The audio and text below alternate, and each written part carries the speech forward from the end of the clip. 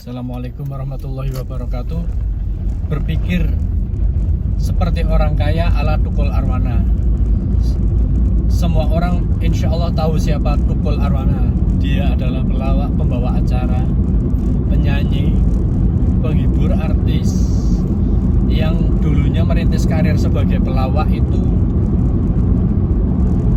dari nol. Artinya dia tidak serta-merta terkenal. Dia merintis dulu dari sopir, menjadi sopirnya Parto Patrio, kemudian menjadi cameo-nya video klip Joshua, sampai kemudian dia mencapai ketenarannya sebagai pembawa acara Empat Mata. Jadi Tukul ini benar-benar memulai segalanya dari nol, dan tentu saja apa yang dia alami ketika masih menjadi orang biasa dan sudah menjadi pelawak yang sukses terkenal tentu berbeda.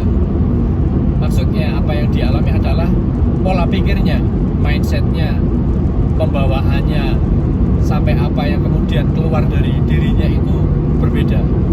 Tukul itu saya pernah mencatat, dia pernah bilang begini, bahwasanya perbedaan antara ketika zaman dia masih merintis sampai kemudian sukses menjadi pembawa acara bukan Empat Mata atau Empat Mata, itu adalah ketika dia mulai tidak lagi membesar-besarkan masalah. Jadi Tukul itu mengatakan titik baliknya adalah ketika ia menganggap apa yang sedang ia hadapi, problem, masalah, itu ketika dihadapi dengan kepala dingin akan menjadikan diri kita itu lebih dewasa, lebih bijak. Kemudian dari sikap bijak itu akan muncul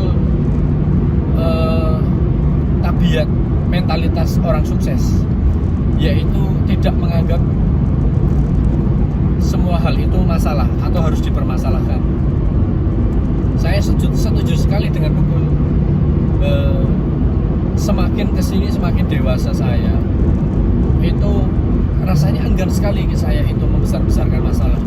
Ketika dulu zaman sekolah masih muda, sedikit-sedikit emosi, kesenggol emosi, disakiti emosi, dicurangi emosi, dirugikan emosi, itu akan menjadi ganjalan bagi kita untuk maju ke depan.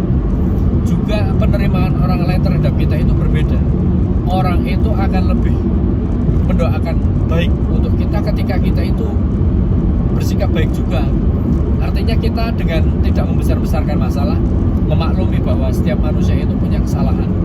Setiap manusia punya kesalahan, setiap manusia berpotensi silap, berpotensi khilaf, dan di saat itulah ketika mereka merasa dimaklumi membuat kesalahan, merasa dimaklumi ketika menyakiti kita secara tidak sengaja, mereka akan mendoakan baik untuk kita. Nah, itu yang saya petik dari omongan Tukul. Tentu tidak mudah untuk melatih tabiat tidak membesar-besarkan masalah ini. Kita memerlukan kebiasaan, kita memerlukan latihan terus-menerus. Bagaimana itu agar masalah yang sebenarnya sepele itu tidak menjadi besar hanya karena kita besar-besarkan.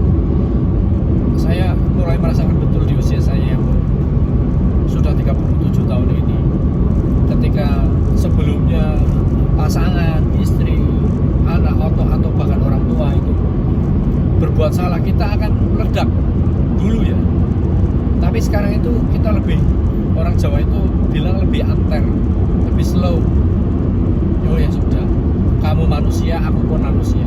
Kamu bisa salah dan aku harus lebih legowo, karena tidak semua yang kita rencanakan itu sesuai, atau yang kita harapkan perlakuan orang kepada kita seperti apa itu tidak selamanya itu pas. Nah, itu yang saya kutip atau saya petik dari omongan Tukul, dan memang betul itu. Saya lihat orang-orang sukses, orang-orang kaya, para saudagar, para pengusaha itu memang tidak banyak untuk marah, tidak punya banyak waktu untuk marah, apalagi berlarut-larut. Sing wis ya wis, apa yang terjadi ya terjadi. Dalam salah satu wawancaranya Pak Hermanto Tanaka kalau nggak salah, yang punya Avian, yang punya air minum Clio, itu bilang ketika ditanya Chandra Putra Negara, apakah nasabah konsumen cat Avian Bapak mempunyai hutang kepada Bapak sampai sekarang? Oh ya banyak, pasti itu orang itu yang remeh-remeh itu pasti ada hutangnya ke saya, dan saya biarkan saja. Itulah mentalitas orang kaya. Semua orang pasti berbuat salah, semua orang berpotensi membuat kita dirugikan. Namun yang paling penting adalah bagaimana reaksi kita menyikapinya. Semakin dewasa kita menyikapinya, akan semakin cerdas jalan yang kita pilih. Bagaimana mengambil jalan keluar pada permasalahan itu. Jadi tidak selamanya masalah itu harus diselesaikan secara emosi, meledak-ledak, misuh-misuh.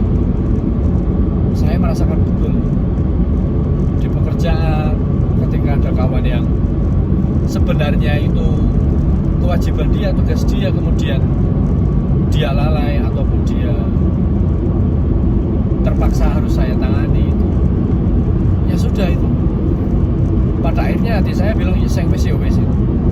Saya semakin mudah memaklumi kesalahan orang lain, meskipun dengan catatan tidak semua kesalahan itu harus dimaklumi ya. Ada kalanya memang kita harus ambil sikap. Jadi poin yang ingin saya sampaikan adalah berhenti membesar-besarkan masalah. Manusia pasti punya salah. Manusia itu tempatnya silaf dan khilaf. Jadi legowo baik, sportif lebih baik. Sportif itu berbeda dari legowo kalau kata Sujiwo Tejo. Sportif itu ya mengakui keunggulan lawan. Kalau legowo itu kata Sujiwo Tejo ikhlas di luarnya tapi dalam hatinya enggak. Nah kalau sportif itu mengakui luar